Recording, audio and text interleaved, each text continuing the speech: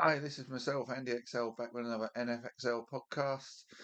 After week 10, this is my update of the team power rankings, how the MVP race is looking right now, and also the same applying to the Offensive Rookie of the Year race. So let's get on to the team power rankings. And still at number one are the Philadelphia Eagles. They hold on to top spot after grinding out a Monday Night Football victory over the Packers, where their defense looked pretty much back to its best. Jaden Phillips and Nakobe Dean, one being brought in and one returning to action for them, made a huge difference in that regard. So with the NFC East pretty much won now, they now need to target top seeding in the NFC as they prepare to face one of their main rivals for that position, the Lions, in Week 11. But the postseason now looks pretty much a given for the Eagles. So they stay at number one. Moving up two spots to number two are Los Angeles Rams. They had a convincing win over the 49ers that puts them a game and a half ahead of San Fran in the NFC West. And in what looks more of a two-way fight for the division title now, they still have a share of the best record in the NFC too. Week 11 sees them meet the Seahawks, who are the other team they're tied for at the top of the NFC West. So that's now a huge game. Right, moving up three spots to number three as they continue their ascent up my rankings. The New England Patriots, they got a win in Tampa, which was very meritorious. And the Bills' shock loss to the Dolphins gives the New England a 1.5 game lead in the AFC East now. And they have a share of the best record in the AFC. This team looks more and more impressive every week. Right, up 1-4, the Indianapolis Colts, they got the bounce back win they needed, but it took OT to get it.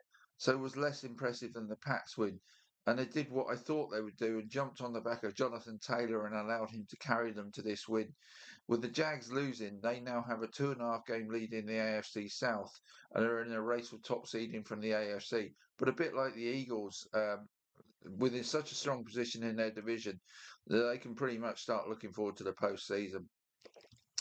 Up two spots to 5 from 7 are the Detroit Lions. The Lions took care of the Commanders, everybody expected them to do so, and with the Packers losing on Monday Night Football, moved back to the top of the NFC North. To hold on to that position though, and make a push for one of the top seedings in the NFC, they will need to follow up on that win by beating the Eagles in Week 11.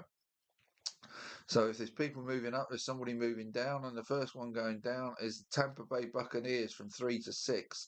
Their loss to the Patriots drops the Bucks further back in the NFC standings, but with Carolina and Atlanta both losing, moves them essentially a week closer to securing the NFC South title. They remain a game and a half ahead of the Panthers in that regard. Uh, Los Angeles Chargers move up from 9-7.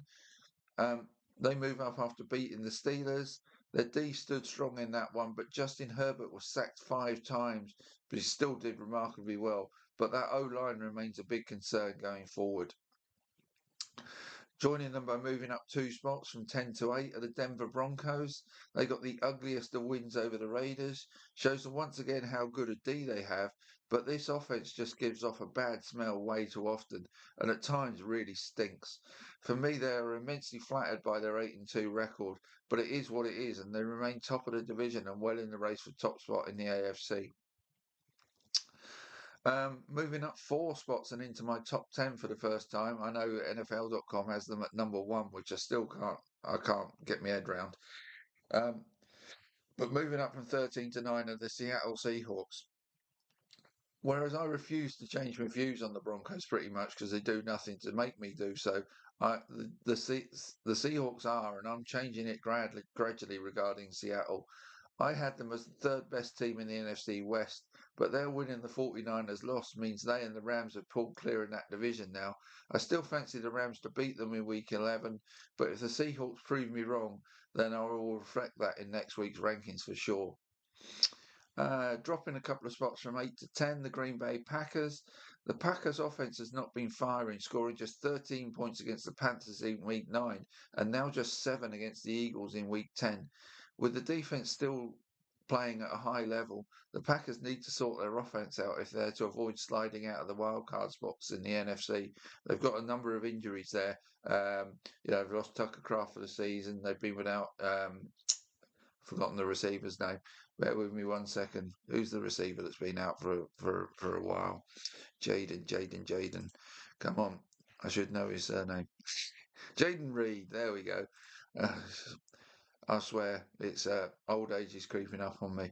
But anyway, back to the matter. So they're without Kraft. They've been without Jaden Reed. They missed Matthew Golden in this game too. But they really need to get that offense going. And this makes their Week 11 game against the Giants a win they badly need to have.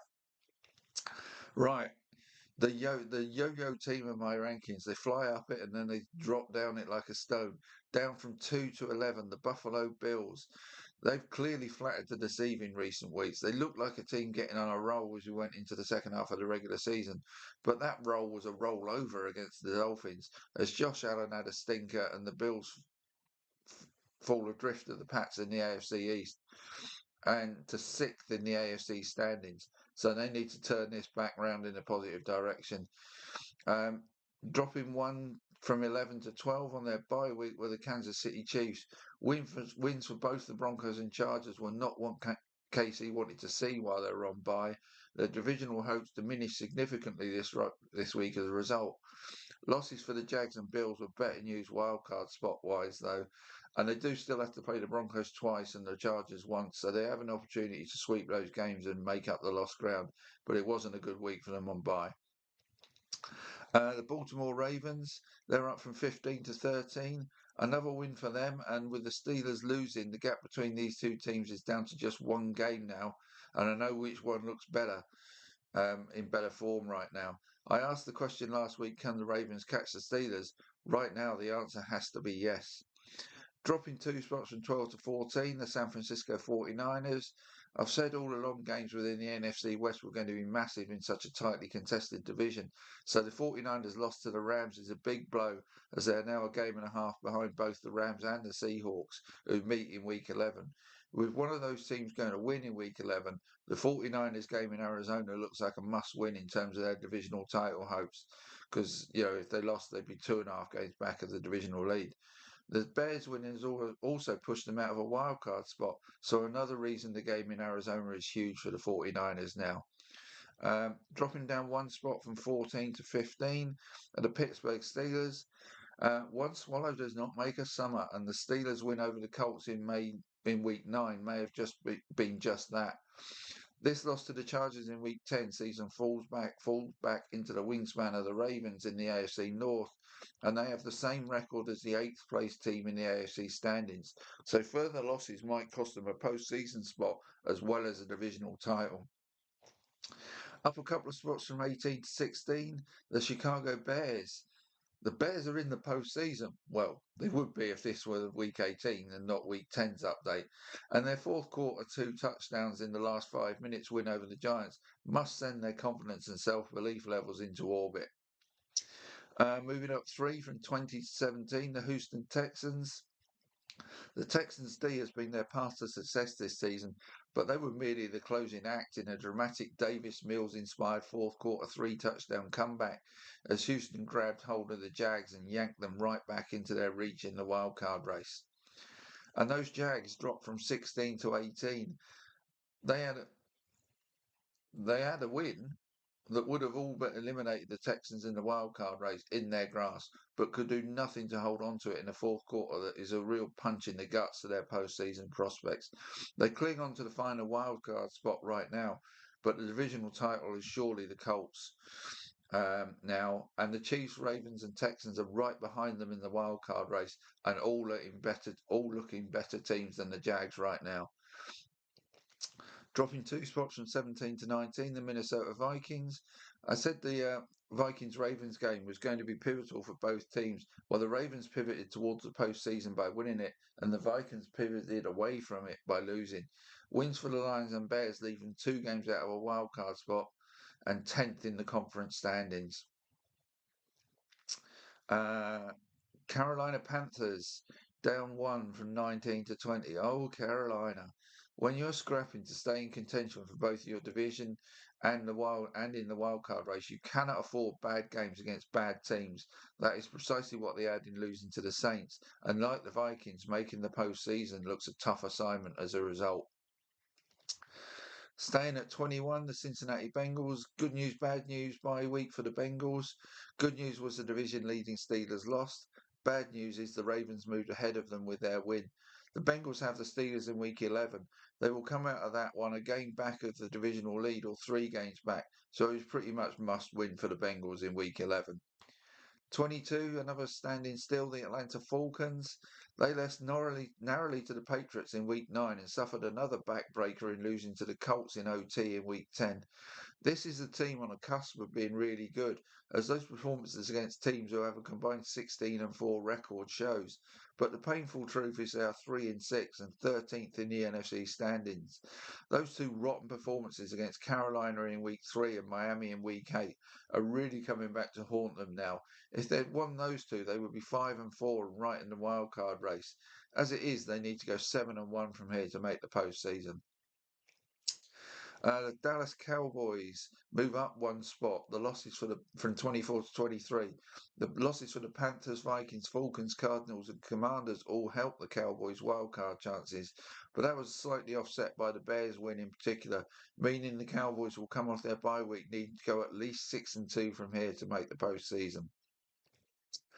Miami Dolphins jump up 5 spots out of the basement section, 29 to 24. Just when it looked to be all over for Mike McDaniels and the Dolphins, they've beaten the Falcons in week 8 and Bills in week 10 to just about keep their season alive. That said, they probably need to win every game for the rest of the season to extend it beyond week 18. The Arizona Cardinals dropped to 25 from 23. An horrific first quarter against the Seahawks, but any hopes of a win that kept the Cardinal season alive onto life support, as they need to go 7-1 from here to have any chance of making the postseason. The Washington Commanders, dropped to 26.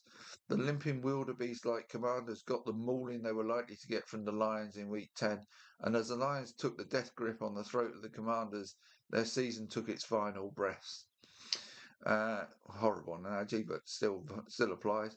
Las Vegas Raiders dropped from 26 to 27. To quote the Dexys Midnight Runners, "Oh Gino, this get a reliable vet quarterback that the head coach knows experiment has failed. Just 7 points, no passing touchdowns, and another pick from Gino drops them further down the AFC standings. Did he have to go quarterback in the draft now is probably the biggest question left about the Raiders season. The New York Giants dropped from 27 to 28, up by 10 with 10 minutes to play.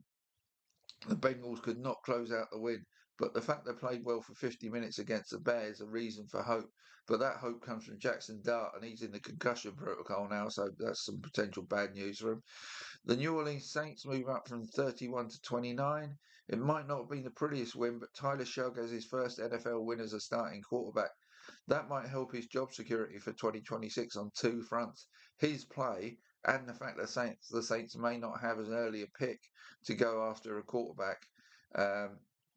And if they find another win or two in the rest of the season, that might certainly be the case. So he's helped himself on 2 fronts. The New York Jets stay at 30. The only special about the Jets' win over Cleveland were the special team efforts.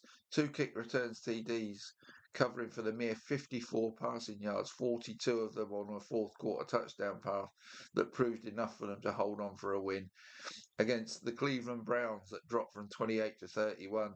Yep, the Browns found another way to lose this week. Just let the kick returners run through you. It's a different one every week. How do they do it? And the Tennessee Titans stay bottom of the pile on their bye week. The good news for them in this bye week is that they've now got the first overall pick again after the Saints won. So that's the power rankings. Let's have a look at the MVP. Now I'm going to start honing this in as we get closer to the end of the season now, because there's a number of people have been including, but we're probably down to 8 contenders, 2 being well ahead at the moment and 2 more as potential challenges to them. So let's have a look at the 2 that are clear of the pack at the moment for me. Jonathan Taylor, I've moved up from 5 to 1 after another incredible performance this week. He now has 1,399 yards and 17 touchdowns for the season.